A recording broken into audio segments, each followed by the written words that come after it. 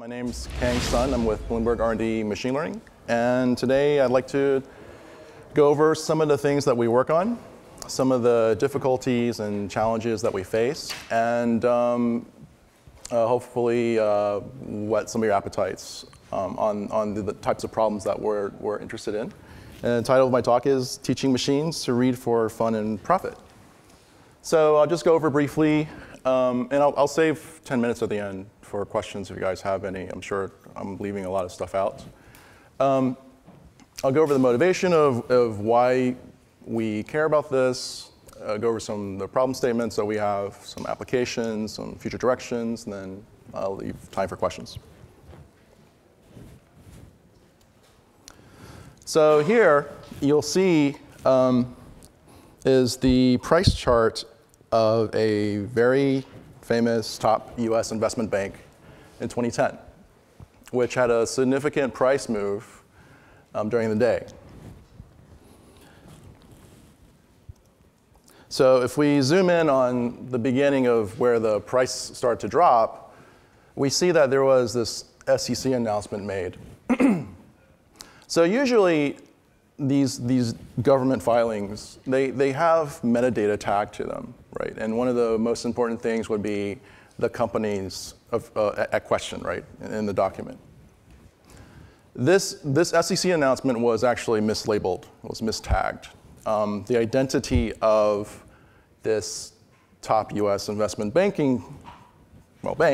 was inadvertently left out.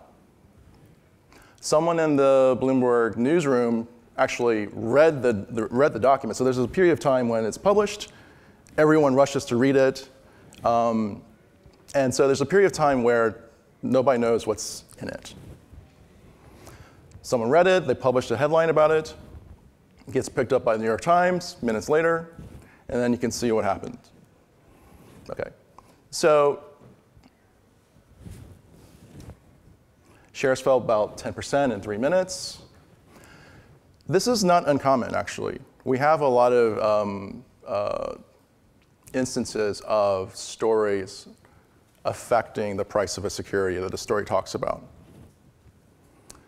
So assuming that you can teach a machine how to detect these sort of stories, right? Obviously, there are a lot of things you can do with this. With trading, risk analytics, research, so forth. So for trading, it's obvious, right? Whoever knows this ahead of time the soonest has the advantage. For research, a very common question asked in the financial world is, the price moved, what happened? What caused this price to move, right? So one thing the researchers want to be able to do for building their own internal models is to be able to trace back in time to the event that caused this to happen.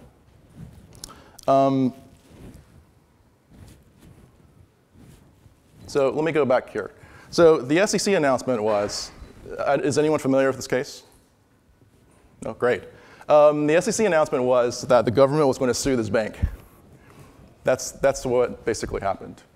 So if you can teach a machine to read these filings automatically, you would have a significant lead for that day. I mean, could you imagine if you can actually do this very well, that's a 12%. There's so many things you can do to trade on this information. Any questions about this? How long was between the SEC announcement and that 12% drop? This is actually the point in time the announcement was published.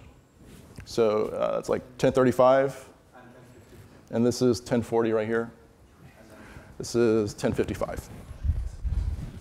So actually, I think this is the amount of time it took for a human to actually read it. Okay. So this is the advantage you would have if you had a machine doing this. Okay, so the problem statement. Okay, so some financial professionals, they want some sort of black box, some magic black box. They'll give them 3 numbers, right? The sentiment of a company in a story, the impact of this news story, and the novelty of this news story, right? You don't want out-of-date information affecting your models. So when I say some financial professionals, actually, a lot of our clients are not human. A lot of our clients are black box trading machines. Okay. Not high frequency, but more event trading machines. Okay, so for sentiment, we actually have a slightly different formulation. I'll go over that later on. Is the information in the document likely to be interpreted as positive, negative, or neutral by a long position investor? And I'll go into that later. Impact, how likely is a story to impact the price of the security that the story talks about? Novelty, is the information new or not? So sentiment is actually probably our most mature product, our area of work. It was one of the first things that we started working on. And not only that, but we want this to be competitive with humans. Okay. And this is obviously a very hard problem. And people are very interested in being able to do this well, for obvious reasons. So, okay, sentiment. Is the story positive, negative, neutral for a long position investor? So we had to formulate this. This is supervised learning.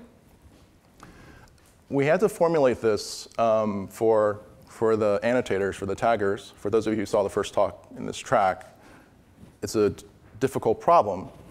And so, and again, the sentiment formulation is a little different from the typical sentiment formulations, where is this in general positive or negative? Here, we asked the question, if you were long, basically if you own this security and you wanted the price to go up, is this story positive or negative or neutral to you? So it's a fairly it seems well defined, but it's actually kind of, there are areas of ambiguity as well. So some of the things that we have to address is how do we combine multiple classifiers together? How do we force this into a probabilistic number? Again, a lot of our clients prefer a single number for sentiment. We have NLP issues here, name entity recognition, text summarization. So if you have a large story, how do you know what parts of the text refer to a specific company? You're going to have multiple companies mentioned in the story. And we've progressed this to working on headlines and tweets. So headlines are basically tweets, right? The significance of headlines is this, though. In terms of the freshness of information, the headlines are the best things you can get. By the time someone has time to write the body of the story, we're talking about minutes, right? So you may be a little late. Tweets, obviously, that's a NLP nightmare. You can't use usual parsers. And also, companies are mentioned. There's a convention in tweets now. You have $ and ticker. Right? That itself is wrought with ambiguities. For example, $F is Ford.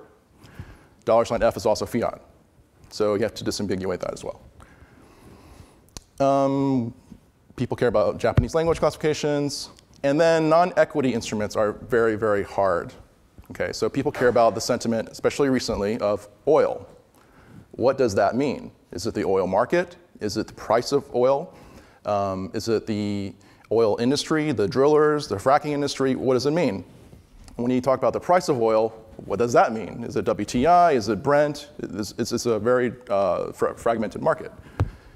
People care about sentiment on countries. Greece, right? People care about sentiment on macro indicators as well, unemployment. Are you long on unemployment or short on it?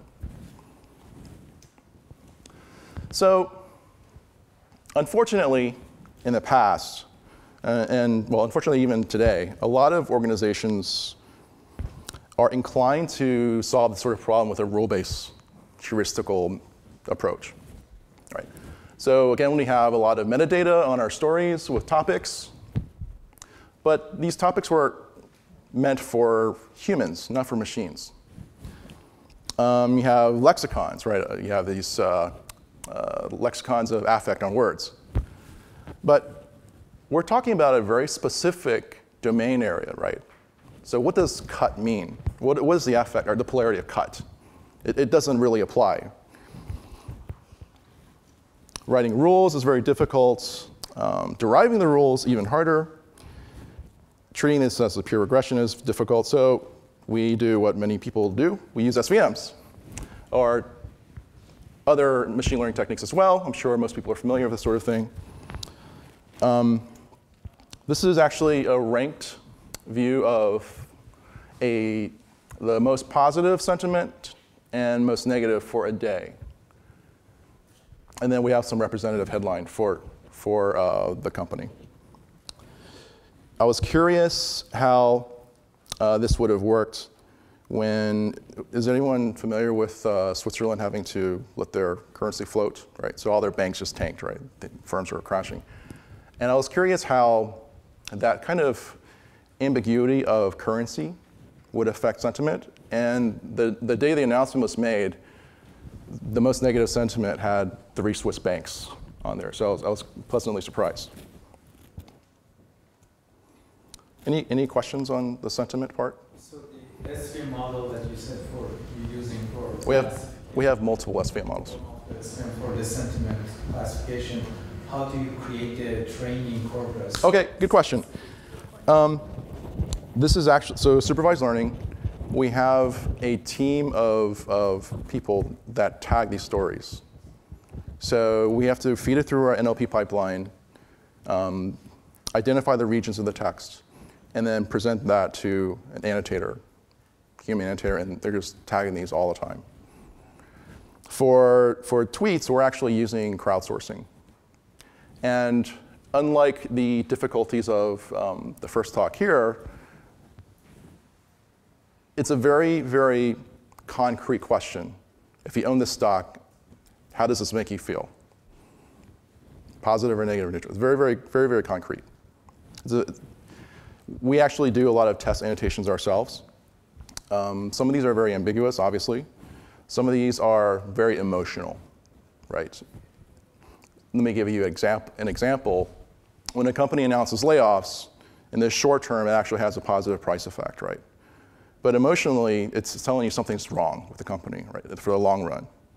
So if you see a lot of layoffs for the company, it will have, ironically, a negative sentiment, but in the short run, it's inversely correlated with its price movement. So sentiment for predicting prices is actually a different problem from what I'm going to talk about next. So market impact is, you have this news story. Will it affect the price of the security? Okay, so this is, again, supervised learning, coupled jointly with financial time series analysis. So the problem with this is, how do you get training data for these examples, right? So you need to somehow do enough time series analysis to know what points to look, and then to look at the candidate news stories. This is an example of a difficult time series to work with, because during trading, it's actually kind of sparse. You see very few trades. It's not very well behaved. Keep in mind Raytheon, okay? I'll use that for a point later. So these are just the candidate stories for the positive label for impacting the price. This is a more well-behaved security. So the prices are denser, it's more liquid. You see far more data over time. Keep in mind FDA. Okay.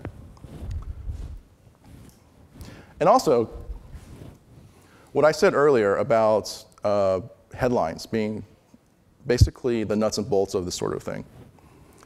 This is it. This is all the data we have aside from metadata. So the metadata that we have is both human annotated with topics, and then we have a machine annotation process as well, where topics are applied by a mixture of a rule-based system. And then here's another one. Again, this is a very liquid security. This is, there's some ambiguities here, right? There's a 2010 oil spill instead of today. Let's see. Already agreed, so this may indicate something that's in the past. Okay, so this is a tough problem, actually. I'm not convinced this is story-driven. You can argue either way, because this is actually the underlying index, which dropped as well. So it could have been a broad market move. That's another part of ambiguity here. Any questions about the broad market move? So this is British equity, and the FTSE, I think it's the broad British index, which is the orange, dropped as well. So is this because the whole market dropped, or is it because of that story? That's an ambiguity here. So, okay, so going back to finding, I should have my pointer, finding these points in the time series, how do you know what the points of interest are, right? How do you detect these time series anomalies for things that are really might be poorly behaved? Like this. You can't apply, well, some of the earlier techniques were to just do a lot of regressions and try to fit these piecewise segments, and that's your model of the time series. That's really noisy, doesn't work very well, is not time invariant, and it's hard to adjust for diverse behaviors. So me, as a text person with a vision background, I decided to borrow some ideas from vision, which is scale space analysis. And you can use this sort of analysis to identify the major movements for further analysis. So we can zoom in and localize the actual point in the time series. This is very, very stable over time. It's independent of what's before and after, given enough of margin. And this is sort of the precursor to what we're actually using today. It's not the exact same thing, but it's along similar lines. All right, so for social media, this is also important. Is anyone familiar with this tweet? No? OK, so this is a fraudulent tweet. I can't remember who. They hacked the Associated Press's Twitter account and posted this story. So for us, this would have been, we did not detect this, okay? Because there's no company mentioned, and we're not working on, we're not done yet with sentiment on countries or market impact on countries yet. So you can imagine this being fairly impactful on the markets, right? I mean, it's someone's attacking the country. $136 billion were wiped out in minutes. So I wish we were able to detect this at the time. It would have benefited our clients a lot. Even though it's wrong, it still has an impact on the markets, right? Several minutes later, the AP, they posted another tweet that said, oh, it was fraudulent, we've been hacked. And then things slowly came back. But there was enough delay there that had machines been able to detect this, both the... I was going to ask, do you think the immediacy of the reaction is the algorithm created? This isn't even that immediate. Huh? It's on the scale of minutes. Yeah. It's not that immediate. Okay. For a lot of other cases, like this, we're on the scale of seconds. So minutes is, everyone missed that, and they panicked. And then everyone went the other way after they saw the all clear sign. So again, this is a very difficult problem. It's joint learning between texts in the time series. So we generate the candidate stories, okay? That in itself is not enough. We actually do this in a supervised way. These are also annotated by humans. You could have this problem is difficult enough as it is. In the literature, half the author thinks it's impossible. The other half is they think it's very possible. we want to eliminate as much noise as possible. So after we find the candidate stories, we go through a round of human annotation, and they annotate this as yes or no. They think what, and that requires a little bit of domain knowledge, right? To be able to say, yes, this story was A, relevant to the price movement, or relevant to the company, and relevant to the price movement. So that's a challenge for annotation. This probably won't work very well for crowdsourcing, because it will require a lot of domain knowledge training. I wish it would work well. It would make my life a lot easier, but we're looking at probably more crowdsourcing venues with more certain skill sets, right? Like MBA students or so forth. Okay. So for social media, we also do work on sentiment. And we also track the anomalies of the number of tweets over time, right? So we call it social velocity, and users can set up alerts on the abnormal tweet behavior or tweet activity for a company. Again, this is a very difficult problem. You need to properly tag the tweets as talking about a certain company, right? In general, our clients care a lot about precision. So we sometimes will sacrifice recall. It depends on the application. So you want to adjust precision and recall for your audience, right, in the application. We have other applications where, for things like search, you want recall to be a little bit higher.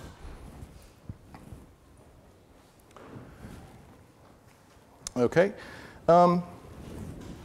So question and answering. We have the beginning prototypes of a question answering system. We have a lot of data, structured data, that's really hard to access. The application teams heroically try to build UIs that makes this whole process easier. But still, it's complex data. It's very hard to grab. And not only that, but it's federated data. It's all over the place, different domains. So one of the things that we've been working on is converting natural language queries into structured queries. And then after that, we're going to focus on a true question answering system. But the first step is, how do we just access the data that we have? I mean, we have a wealth of data. So a simple thing here, all stocks that have their price go up by more than 10% over the last 6 months. For someone that doesn't use the application, it's kind of hard to do. So we convert that into this query. And that's it. This would probably take me 5 minutes to figure out how to express in this application. This is an equity screener, so we do the same thing for fixed income, which is actually which has other subtleties, credits, score, so forth. We're working on several other domains right now that I can't go into, but it's something that's going to be really popular. We joke that eventually the Bloomberg terminal is just going to be this one text box. You put in some natural language query, and it gives you whatever you want. Mainly because we had over 30,000 functions, so it's really hard to find stuff, admittedly. And we're, as a company, always working on simplifying the process of discovery, of finding the data that you want, of customizing searches for you. So unlike the large search companies, we only have about 350,000 users or 400,000 users. We can build custom rankers, custom recommendation models for each user. That's actually the focus we're taking. We can personalize the entire experience for a user. How many users? About 350,000, 330,000 paying clients. Those are the terminal clients. And then we have the non-terminal clients as well. So you could go to, I think, Bloomberg.com/about or something like that. It has all the stats. And then you add in all the employees and so forth. And OK, so future directions. This is just sort of a landscape of what we've been working on. So when the team started like 08, 09. These are some of the projects we started on. You can see sentiment analysis started first. We have a lot of using off-the-shelf NLP models is hard for us because we have very specific financial language. So we train a lot of our NLP models internally based on our own corpora. Let's see. Moving on, you can see more projects are coming online and more. This is 2012. I don't know if I have an updated one. 2014. And we have a lot more non-tech stuff going on this year as well. Let's see. So future directions. There's a lot of room for us to explore. We have, again, an immense amount of data we haven't even looked at, whether it's structured or unstructured. Cross-lingual models are things that we care about as well. For example, we have a lot of training data for English. Building these sentiment models for non-English is very difficult because we just don't have the data for it, the training data for it. So there's a lot of research going on inducing models based from another language. The most, I guess, popular topics of the day, word embeddings, sentence embeddings, paragraph embeddings, deep neural networks are things that we're looking at. So going back to what I mentioned earlier on FDA and Raytheon, there's a lot of background knowledge about the name entities we're not taking advantage of as well. And from the notice that I said earlier on, some financial professionals want these black box models. The rest, they want very interpretable models. They want things that they can go to their bosses or Congress or whoever and say, look, this is what our models told us. This is why we made these decisions. Okay. So this is an actual common theme for some of our clients, and the other clients, they don't really care about interpretability. Be happy to take any questions. For the inputs to support vector machines, how important is parsing to that part? You're using words, you're actually using negation or qualification? We process over 1 million stories a day. Our whole NLP pipeline has to finish, I don't want to give specific too tight numbers, under 60 milliseconds for the sort of thing. So we do shallow parse right now. From the keynotes, I think the keynote speaker mentioned parsing hasn't been funded for a while. We're actually funding parsing work right now for fast parsing because we need the real-time aspect. And it does help with the accuracy enough to matter. The part of speech tags definitely are important. No, the parsing I'm curious about. For other things that we've played around with, yes, but it's just too slow right now. Okay. So some of these can be 30-page research documents, and we don't want it to clog up our pipeline because, again, half of our, I don't want to say half, a large proportion of our clients are these real-time subscribers. Any other questions? Is this question answering system that you talked about, is it in the hands of customers right now? The equity search is. Some of the other types, other domains are in beta right now. And the feedback has been really good. And then Mike Bloomberg loves it. What's the approach? So you're pretty much like taking like a natural language query and turning it into some sort of database query. Right. So there's a lot of semantic parsing going on. There's a lot of just parsing going on. So. And with that one, you're okay with the latency being higher, right? Like. No, it actually has to be really fast as well because we also do autocomplete. And if you think about autocomplete going to a terminal in this client-server model, it has to be really fast, or people on the other side of the planet are going to see these high latencies. So can you get away with shallow parsing? We have a custom-built semantic parser that's really, really fast. The guy is fanatical about speed. It's kind of like customized for the kind of queries that you would use. It was built from the ground up for this specific purpose. How do you train these sentiment like raters, or do you just find people who know the sentiment? And just No, they actually are on staff. We have a team that deals with data, and we train them. There are managers there who train them continuously. We do all the tests, inter-annotator agreement, the quality of a specific annotator. We periodically tag them ourselves and see how well they agree from our perspectives. We have people on the product side, the product managers, they tag them as well. So something to keep in mind, for us, glamour and deceit is not possible because our clients are constantly backtesting all the time. So if they see any change in quality, they will let us know. For the price impact prediction, are you only looking at the impact on the main entity? Or, for example, are you looking at the impact on Boeing, if there is an article? So that's something that we're working on. We have this wealth of data. We have, for example, the entire supply chain relationships between, say, all of Boeing's customers and all of Boeing's suppliers. So we're working on models that will propagate this. For example, Apple's sales impacting Foxconn, right?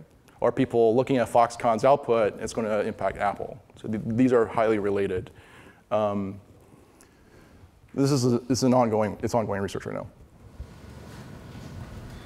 Any other questions? Where do you get the supply chain information? Or Bloomberg. We have it all. I mean, we have premium data, we have public data, we have government filings, we have government data, we have all of it.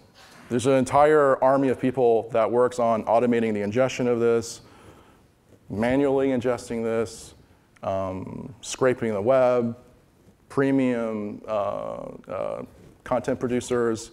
We have our own newsroom. We have our own divisions that work on only government data, political contributions. We have our own legal subunit, right? So again, we have so much data that we haven't touched yet. That's the exciting part. This is only on the language. We haven't looked at the joint modeling of everything else yet.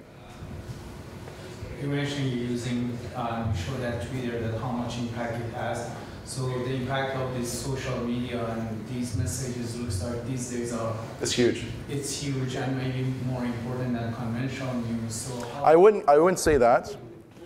but you saw the draw. Yes. That was $1 billion. I think if this is pure speculation. This is my personal opinion, not the company's opinion. I think if Bloomberg News wrote that, the drop would have been bigger. Okay. That's my opinion. But it never came to the Bloomberg. I'm sorry? But that message just published on the. No, that's just through Twitter. We didn't publish that. We didn't do anything with that. Right. I wish we did capture that, but again, we're not looking at countries. My question is that, okay, given that social media has some importance in terms of these signals, how, and right now probably you have some relationship with Twitter to get these tweets, how are you going to access these data in sort of real time? I can't go into that. Okay. I'm not sure if I can right now. But we care a lot about social media. Our clients care a lot about social media. A good number of my teammates are working on social media right now. So the dynamic is this. Even with journalists, things that don't match, don't attain the quality of journalism, like rumor, hearsay, unsubstantiated things, statements, it's okay to put on social media because there are no standards there, right? And then when things become more substantiated and fact-checked and so on, it goes through the regular journalistic channels. So that's why a lot of our clients care about this, because, I mean, that's the rumor mill, right? There's a lot of work. You can go, I guess, for the NLP community. That's being done by the NLP community on tweets, right? Things like using geotags, multiple witnesses of the same events. You can, make sure that they're talking about the same event, make sure that the geotags make sense, and so forth. And you can say, okay, these are corroborated eyewitness tweets. This is a substantial event that happened. So that's actually pretty important work as well. It's all about events. So kind of along the same lines, like you said, instead of the supply chain, like Sarah was asking, if Raytheon takes a price hit, what happens to Boeing's price? Do you have there are traditional financial quant models for that. I mean, these correlation models, these eigenbaskets of securities. We're looking into that from the non-quant perspective as well. So the quant models have these nice, you start with some very elegant model, and then you try to contort it into the data. For machine learning folks, we only care about the empirical aspects, right? So we're working on that from the other direction. Yeah, so I was specifically more asking, like, how do you identify who Raytheon's competitors are, or Raytheon's, like... We have that as well. You run peers in the terminal. Tells you competitors, and right. Yeah. So that's not... Some of it's done by humans. Some of it's done by, so the humans would be like business analysts or analysts in general. So there are people whose jobs are just to do that. You can get this from research documents from banks as well, who are telling their clients about the competitors of a company or the landscape of a market. Again, we have a wealth of data. We can get, there's just so much we can do. So it's mostly mining or collection? That's the hard part right now. Right. We just have, our pipeline, as you saw, we doubled in size last year for our team. So we still don't have enough people to tackle these problems right now. Which measure do you take to not be catching the middle? To not overreact or make the market to overreact? Like, don't sell too soon or too late. Mm-hmm. Like in the case like you have So we as a policy, we don't give direction. We don't say which direction it's going to go. We just indicate something's going to. We predict the probability of something happening. We're also, because we're providing this data, we're also, we offer trading services as well. It would be a conflict of interest for us to say direction. A lot of our clients want us to give direction, but we want to resist that as much as possible because we would have a lot of conflicts of interest internally. So you mentioned speed was super important for you guys. Does that change what approaches you use? Or like what you let yourself? It does. I mean, we can't use the Stanford parser, right? We care about fast parsing. There's some things that we can do in slightly slower ways that we don't promise in real time, but we want to eventually get everything real time. The real time aspect makes it really hard. Like, we're not going to use MapReduce for this, right? By then, the market's already returned back to normal. It does restrict a lot of technical, it gives us a lot of technical restrictions. So. Well, I see the main problems that you face is that you have lots of data, but you have a lot of trouble to get it into a system quick enough to do anything useful with it.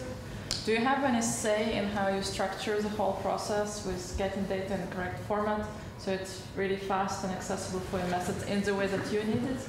It's very difficult because we get the data from a very diverse set of sources. For example, a lot of the government filings are not structured. They're just PDFs. That makes it very difficult as well. There is no, amazingly, the government doesn't require you must follow this exact form. it just have to have these sections, right? Makes things like table extraction really, really hard. People try to stylize their documents for, say, annual reports or the research documents. That makes things very difficult. So no, in an ideal world, yes, but no. Even our own internal news people, we make requests to them, and they politely say no. Okay. All right. Thank you very much. I'll be around if you have any more questions.